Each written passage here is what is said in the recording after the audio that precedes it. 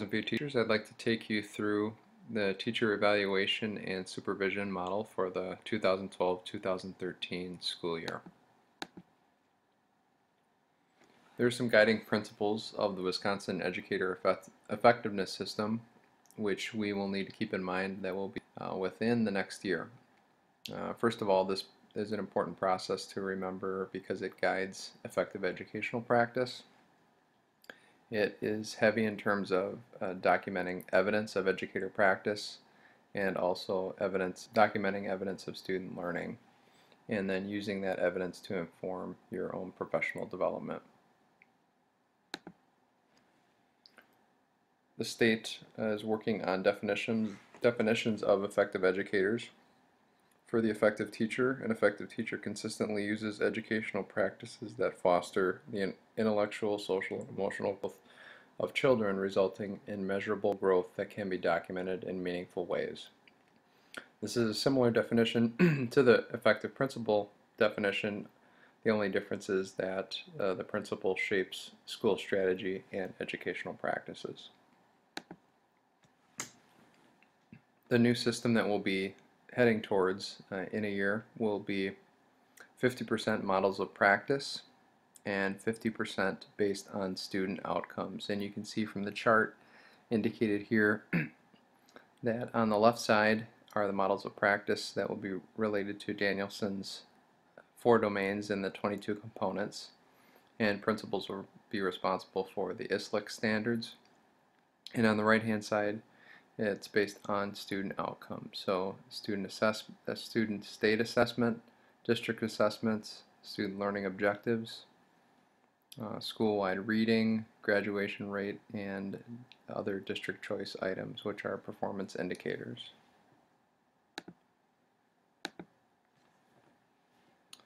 There are also summative performance ratings, as you can see on the screen, definitions for developing effective and exemplary educators, which again they are still working on defining those.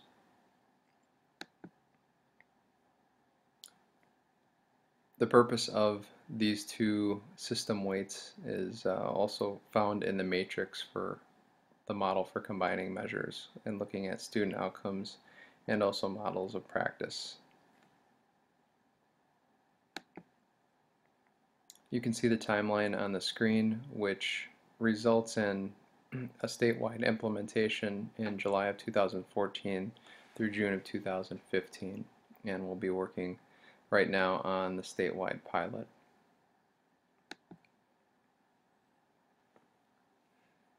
For teacher practice, the DPI teacher practice pilot, there are a number of aspects to this pilot which you can read on the screen for yourself.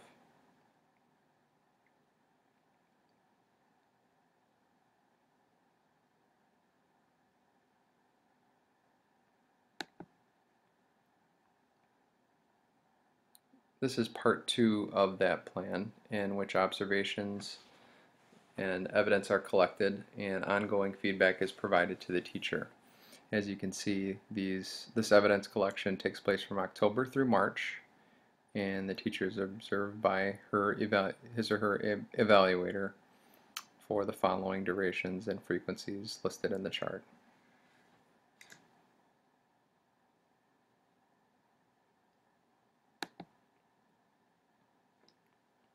Part 3 is a rating of practice, and that's from February to the end of the school year, in which we use evidence that the teacher collects and also that the administrator collects in terms of looking at teacher performance, comparing it to the framework for teaching rubric and the levels of performance indicated there.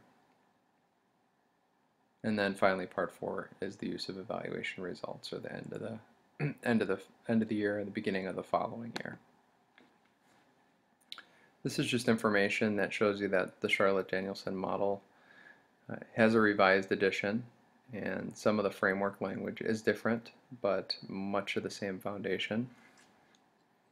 And something important to note here is that the state is adopting the Charlotte-Danielson model, as well as this has been used in the MET project, which again you see some information on the slide in front of you. This slide just lists some of the key changes between the old version and the revised Framework for Teaching version, and you can pause your screen at any time to read through this. And as a state, we are taking a look at using TeachScape, where it's really a complete observation management and reporting system for administrators and teachers. So there's some information listed below. It's meant to give you an opportunity to schedule classroom observations, collect data, and then also to track observations and provide teachers with online resources.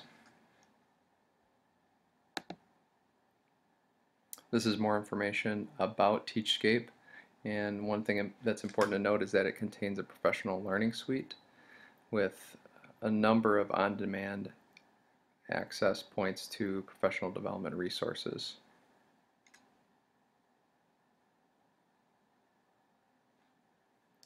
And TeachScape is really driven by data. It's data-driven instructional improvement, and this is all online, which makes it easy and quick in terms of gathering instructional data and getting it back into the hands of the teacher.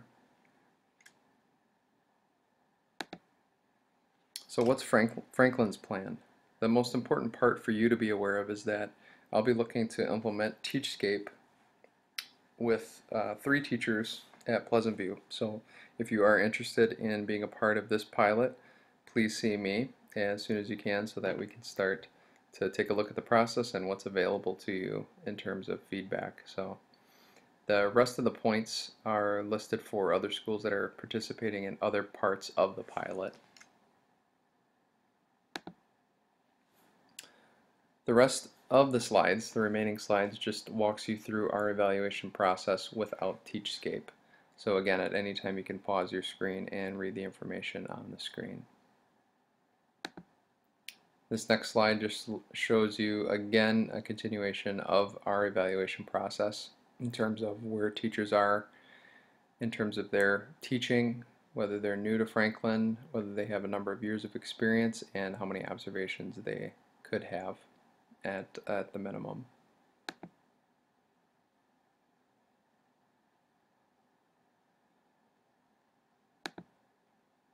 And the last slide is your professional learning target verification form that you'll be working on to fill out. And you can fill that out before we meet, or you can fill that out after we meet to talk about what your goal could entail. And remember that we are going to look at how we can incorporate your goal to tie in with technology.